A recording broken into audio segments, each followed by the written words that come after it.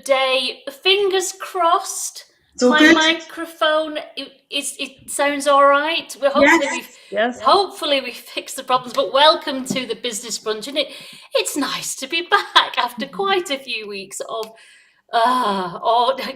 nightmare tech problems. Anyway, we are back. Here we are for 30 minutes of corporate professional development in bite-sized chunks over lunch.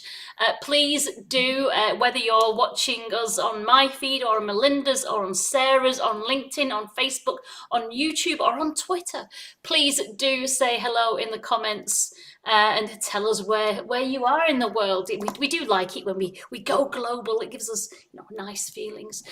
Anyway, before we introduce ourselves, let me tell you what today's topic is all about.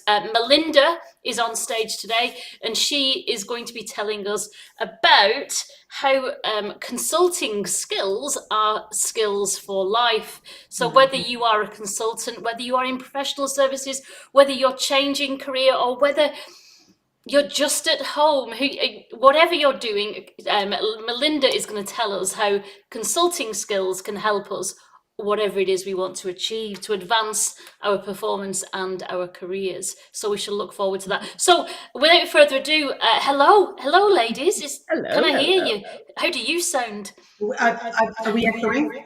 I'm echoing. Slightly, A little bit, but we'll just roll with it. We'll roll with it. You're echoing. But Vanessa's fine. It was fine a minute ago, but so hopefully it'll autocorrect. It'll probably drop me off shortly, because I think we've had it where I've been sounded fine for a minute and then it all went kind of gobbledygook again. Andy says that he can hear us loud and clear, but he can hear you loud and clear. He's going to hear me and Melinda, or Melinda and I, better English, about 3 times over. Oh dear. Anyway, shall we do quick intros? Quick intros. Go on, Sarah. Who are you? Hi, Sarah Farmer, executive coach. Just get us back on track. And I work with senior leaders and C-suite executives, helping them develop the confidence and the skills to lead like rock stars. Why not? Melinda, who are you?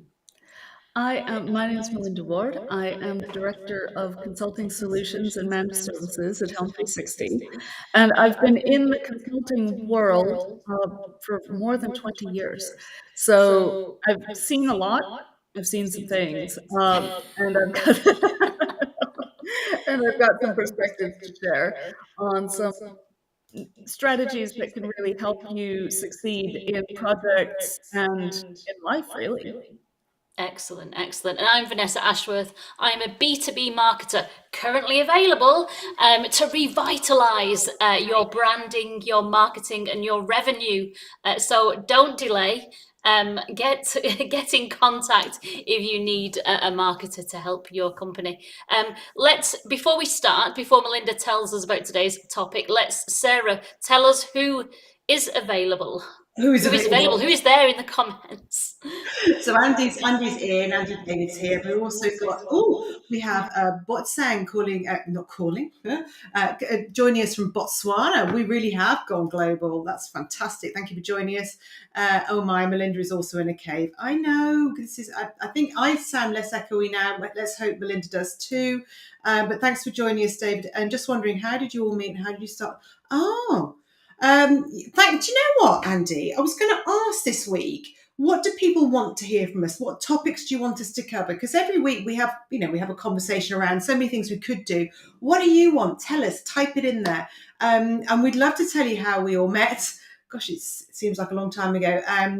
Maybe we'll do that for 1 week. Thank you. But if we have time, we might do it today, but we're going to go straight into Melinda's topic for today. And then we can share some more details about us. Okay, Melinda, you're on. Sorry, exactly. I was experimenting with going on mute when other people are talking, just to see if Restream behaves a little bit better. So hopefully I'm not in the woman cave any longer. Anyway, what we are going to talk about today is consulting skills. And especially for people who might be thinking about a career change, maybe going into consulting, you might be an expert in your field, but that doesn't necessarily mean that you immediately know how to be a consultant just automatically. So that's kind of what the angle is that we're going to take today. And so one of the key things that we need to do when we're thinking about getting into consulting is asking questions. And a lot of people assume, because they're experts in their field, that if they get retained on a consulting project, or if you're called in to help with an internal project, that you're just going to swan in with all the answers. And maybe you do have a lot of answers. That's not in question. But the people who are there don't know that. So how can you get them to be more receptive to listening to you, and also to trust you more and confide their individual tips and concerns with you, except building a relationship? And how do you build a relationship? That's by asking questions. So I've seen it time and time again where people come into projects and they're like, right, I'm the expert now, stand aside, I'm here to save you from yourselves. And immediately everybody's guards up, and immediately it's going to become hard work for you to get buy-in, for you to get engagement from people. So come in from a place of learning, come in learning, asking around. So what are your concerns? Do you know what the objectives are? What are you pulling for on this project? What are you aiming to achieve? That last question is a real key one. What are you trying to achieve is a really good question, because if not everybody knows what they're trying to achieve, or if people are trying to achieve different ends, how are you going to get the result that you need? That kind of goes into, what is the definition of done? That's another question that needs to be asked all the time, because we need to know when we're done, at least with this phase. You know what? Can I just pause? So A friend of mine has just started with a new company. She's 6 weeks in, and she's having an absolute nightmare because her peers are fighting everything she's doing. And actually, she's Your audio's gone, Vanessa. Really? Can you hear me? Yeah. You can hear me. It's gone really fast again. Oh. Can you put your comment in the chat? I will. Oh, right. We go back to you, Melinda. I'm sorry about this. People watching, I think we're going to have to take down, restream, and start again. But anyway, back to you. Just one thing I do want to add, though, your point about people not knowing where they're going. So many people start a project so excited, don't they? And they get to the end, and then they're really disappointed that it wasn't seen as a success, purely because no one actually defined what that success was. And also, if the person doesn't know what they're trying to succeed in or what they're trying to achieve, how are they going to enjoy the journey anyway? It just becomes hard work. You end up fighting against each other. But I'll hand back to you, and I'll go back onto mute just in case I'm echoing. Yeah, these people are all troublemakers, aren't they, on this call? No, it's our tech platform seems to has been having troubles the last few weeks, and we're trying to work around it, but it's not always perfect. Anyway, so yes, we need to first ask the questions and get some definitions for what are people trying to achieve, what's the definition of done, and to not make assumptions. I mean, you can have an idea of that going in, but don't assume everybody knows, because that will, I guarantee you, bite you in the butt on the end. And this is... Can I just add some of the comments that are coming in? Sorry, just to interrupt you, but Anna Maria said the knight in shining armor or superhero approach does not work. Question mark. No, it doesn't. I mean, it works in a certain way, but not probably the way you wanted to. Danny's joined us. Hi, Danny. If you fast forward 6 months, what would it take for you to feel that this project consultancy was a success? Yeah, great question. And what Vanessa was trying to say was colleagues fighting everything. She's gone in to fix things where she should probably started from a place of learning. Yeah. So it does fit. If you go in like that, it does feel like you're starting with a fight, doesn't it? I've gone to Echo now, and Anna Maria said, Danny, Warren, great question. It is. Yeah, so it's really common too that people go in and you want to be liked, don't you? You want to go in and make a difference in a new situation. And it seems counterintuitive to go in and start asking all the questions. And it's okay to say, look, I'm coming in to help, but in order to help and in order to use my experience, I need to know more about you. And now asking questions is only a start, right? Because the next part that comes after asking the questions is listening, not to respond, but listening to learn and documenting. It was like, what are people thinking about? What are their concerns? What are they, often the people who are raising the most concerns, some people might classify them as difficult or hard to work with or whatever. But you know what? Even though they might be resistant to change, there's some kernels of truth to what they're saying. It might not be exactly the way they're saying it, but there's something underlying. And if we can address that as part of your expertise, then it's a win. And I guess one of the difficulties with that is managing your own emotional self-control towards what you're hearing, because as soon as we're hearing something different that makes us feel uncomfortable, or maybe the way they're saying it makes us feel uncomfortable, our hackles go up and we go into a fight, sometimes a flight mode. And this obviously isn't conducive to achieving a common goal, because you're then working in a very high state of tension, which isn't going to build trust, and the relationship starts to fail, isn't it? Yeah, and it's super, super common that if people who are already in place, when an expert is brought in to help, they're feeling defensive, they're feeling on the back foot, they're feeling perhaps that their job's at risk. Yeah. So whether it is or isn't is not the issue, but they're going to have those feelings.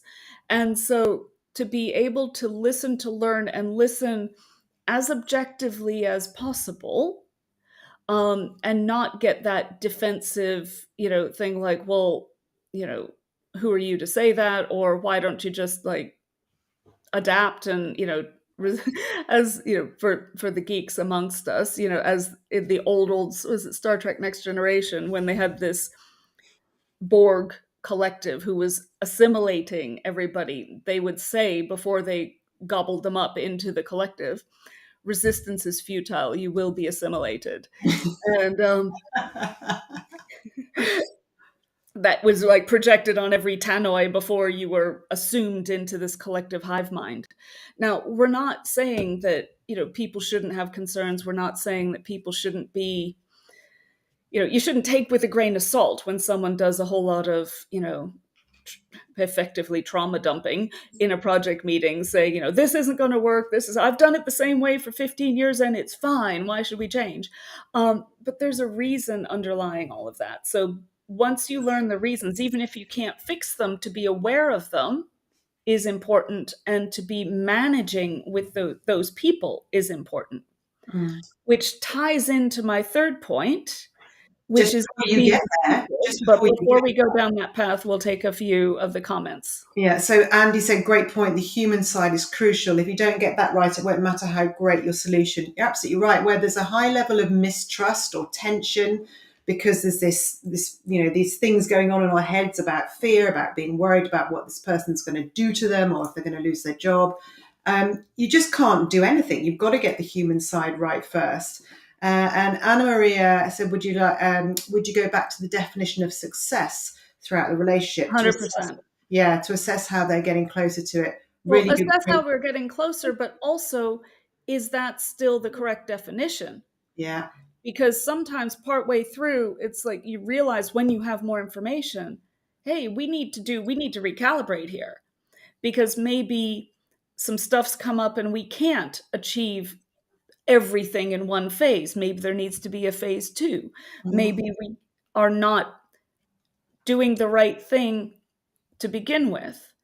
So those things, because you've been brought in as an expert, you're coming with the advantage of an outside perspective.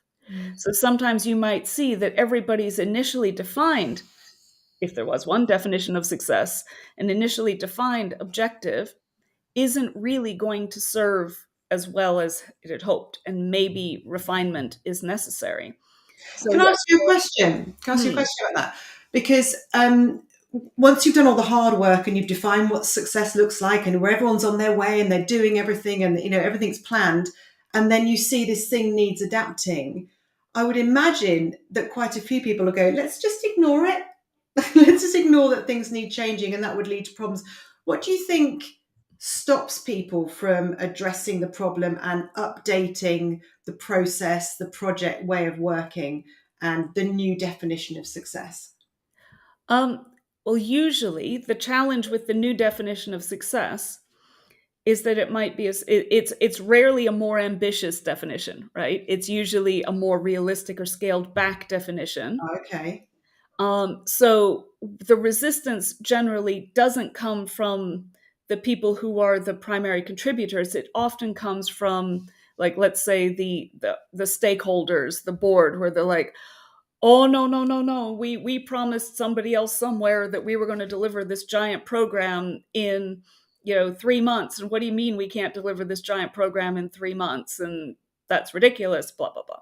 So does that mean then that when you're initially planning and you're giving that information to key stakeholders, board members, investors, whoever it is that's taking that information, that you should downplay what success looks like, or at least give a caveat that this is what we think now, but we will review it in a few weeks? Do people the second one, right? Because here's the thing: for most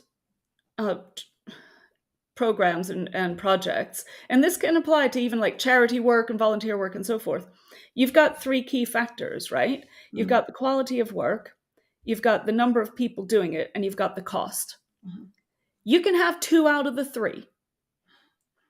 So if you've got a lot of money to throw at it, then you can throw more people at it, potentially, and speed up the result. So if you've got, lots of people, no money, but a lot of time, you can have also a complete result. But something's got to give. Yeah. So it's the if-then analysis. If you want this full package in 3 months, then you have to spend more money so we can add more people and get that result. Yeah. Or otherwise the quality is going to be crap, and nobody wants crap quality. Something's going to give, isn't it? I'll just go to a couple of comments again. Anna Maria, I'm calling you Anna Maria. I think it's Anna Maria. Sorry. Anna Totally. Maria. Anna Maria. Yeah. Anna Maria. Totally. Anna It's the same as in coaching. What they thought they wanted is what they actually needed. That often changes as we're going through coaching processes. And Ian, thanks for joining us, Ian. Working in customer success, the idea that the definition of success gets reduced is challenging. Change, right? Yeah, so it's obviously you try not to reduce it. It's just managing, putting it in bite-sized chunks, right? What can you actually achieve in this time? And it's not saying the other requests aren't valid.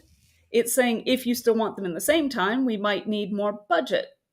We might need more resources with that budget. Mm-hmm. If we want to keep to the budget, and if we want to keep to the time, then maybe we have to put a few things in phase 2 and like take the quick win effectively, but then not just never do the other bits, but do them as an add-on. Like, what do you need now, and what can come shortly thereafter? Okay. Andy said, be careful adding people. That's generally the quickest way to slow progress in the short term. 100%. I'm not saying it's like an instant win, and it has to be carefully managed. And if there are dependencies, that's not always going to get you where you need to go, right? It's an option that needs to be explored. It would be great if there was a magic bullet. No, there's not.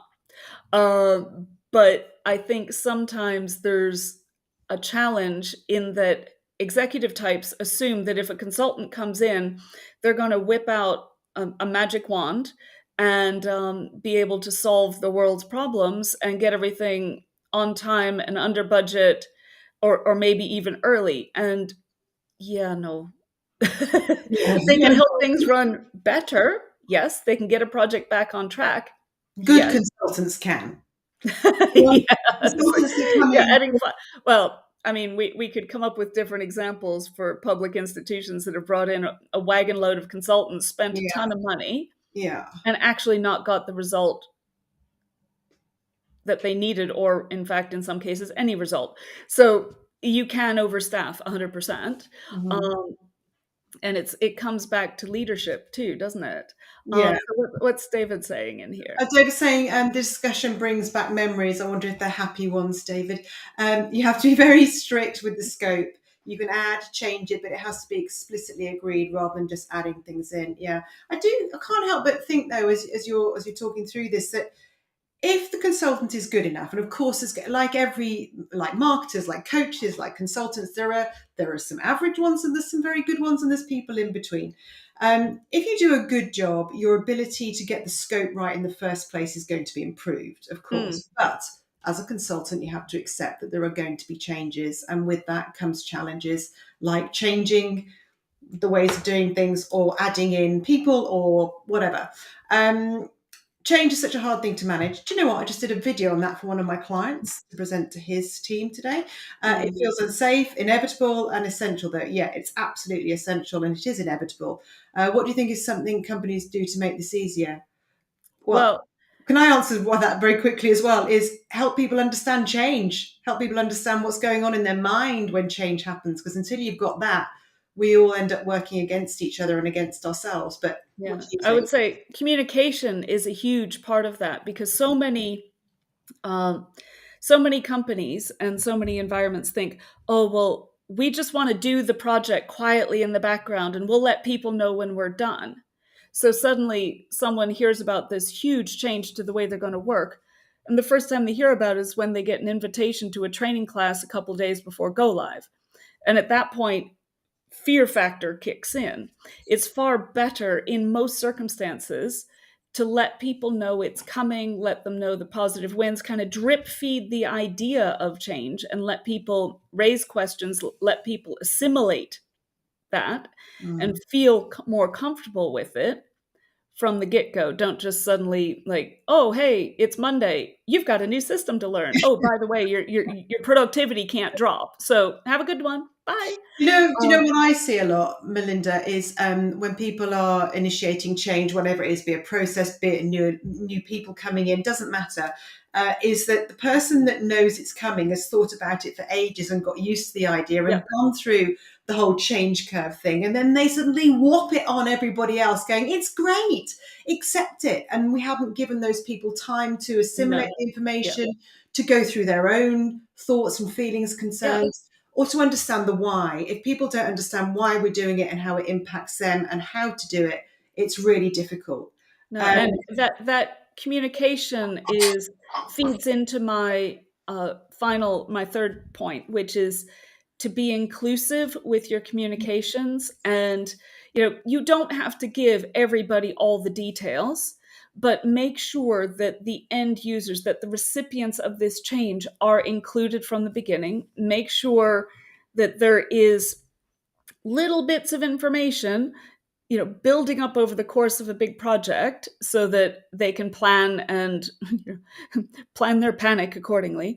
But also you can do proactive change management, as in, we've heard that there are about what takes you a long time to achieve your job. We've heard about these issues. These are the wins that we're looking to achieve. And just like one at a time, just slowly build it up. Get people to the point where they will be excited to receive this change as much as possible. But that can also definitely include, and this is something I've talked about a few times over the last year and few months that we've been doing this show, is that we can't categorize people as the difficult ones, although the habit is there, it's ingrained in business. But often the people who are the most resistant tend to be sidelined. People like to say, oh, it'll be easier to just bring them in at the end when we're done. Worst move ever.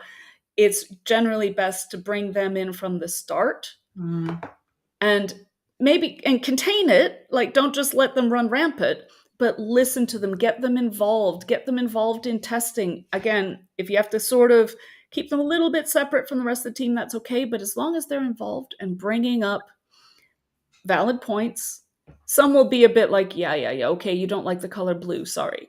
But, others' points will be really valid. I'm going to struggle to do my job because X, Y, Z. Okay, let's explore that. Why do you feel you have to do this thing? Is it necessary, or is it just something you've been used to? And now we can take a different path. Have those difficult conversations from the beginning, because I guarantee you, adoption challenges often come back to people looking to those experts, those formerly classified as difficult people, for a steer for how they should react to this change. Okay? So if they see this person who they know is the grumpy Gus in the group, and apologies to anybody named Gus, but the grumpy soul in the group, and they see them taking it on board, and they see them developing subject matter expert, type level and participating and being maybe not chipper, but maybe slightly less grumpy, then they will see that as a win and follow along and be more receptive to change and receptive to the message. Okay. So I'm seeing the chat kind of light up. It's going off. I'm just going to go back to a few here. David says communication is key. Yeah, communicate a lot. Communicate. Yeah, get it. You absolutely must. Andy David, getting the buy-in does not always guarantee the implementation. Thank you. No. Yes, this is but it helps. Yeah. Bless you, Andy. It's lovely to say. I don't know what he said, but it was lovely. But I'll have to go back and look at that one. Andy, there's lovely chats going on. Giving them confidence that failure is okay and you're here to help them recover. Exactly. If there's psychological safety within the group, it makes a big difference. We've done that one. David agrees. And Ian says, no, involve end users, individual contributors up front, not all, but a good sample. Okay. 100%. Working in culture and engagement, I literally can't be effective without considering those who are disengaged or more often considered to be disengaged by others. Yeah, know who they are early. What about me will kill any change. Mm-hmm. And Anna Maria, it really is. I think having a psychological safe, just said that psychological safe environment that can help a lot with that. It does not make change easy, but manageable and maybe even exciting. Where people feel psychologically safe, so much more is possible because there's a high level of trust, there's a high level of communication. That's what leads, two of the things that lead to psychological safety. Melinda, we literally have 1 minute left. What I've got from this is plan your panic accordingly. That was my main takeaway. But, and lots more. Anything you'd like to say on this to finish this off? Yeah, so I'll just recap the 3 key points were to ask questions, ask lots and lots of questions, and be open to what people have to say. Second off, as part of that is listen to learn, as in listen to learn and not just to respond. Hear the complete answer. Don't just hear the first part of it and like go off on a mental tangent about how you're going to respond to that concern that's being raised or that point that's being raised. And the third one is to be inclusive. Start the communication early. Make sure key users are involved from the early days. Talk to the people who you think might be the most resistant to change. Give them some extra attention, not necessarily to pander to everybody's needs, but to help people feel inclusive and that their concerns have been heard. And yes, there's the kind of bonus point there is that with any innovation, there is a risk of failure. So you do also have to plan the what if this doesn't work. Not that you're going to tell everybody that this doesn't work, we have a plan, and what that is. But you have to have that plan in place. You have to be thinking, all right, if we need to roll back or if we need to push delay for a couple of months, what's the worst that could happen and how will we deal with that? Okay. And having that plan can help you be more confident in your progress as well. Very good. We are now out of time. Vanessa, if we both go on mute, do you want to make a final comment? I don't speak. You can't. You can't. Listen, just Yeah, to it's finish up, staticky, Melinda, can I sorry. just say a massive thank you for that? So much advice and good information in that head of yours that we really enjoy listening to. Thank you for all the comments. Next week, we have a fabulous guest. Tom Phillips is joining us. He's an NLP master, and he's going to be talking to us about all things hypnosis and leadership and business. So he's incredible. Can't wait to have him on board. So come back, join us, but do let us know in the comments, what would you like us to talk about? We will share who we are, where we've come from with you, Andy, on a later date. But we shall see you all next week. Have a great week, everyone. And thank you again, Melinda. And maybe Thanks, everybody. again, Vanessa. Really appreciate the comments. Thank you all. Bye.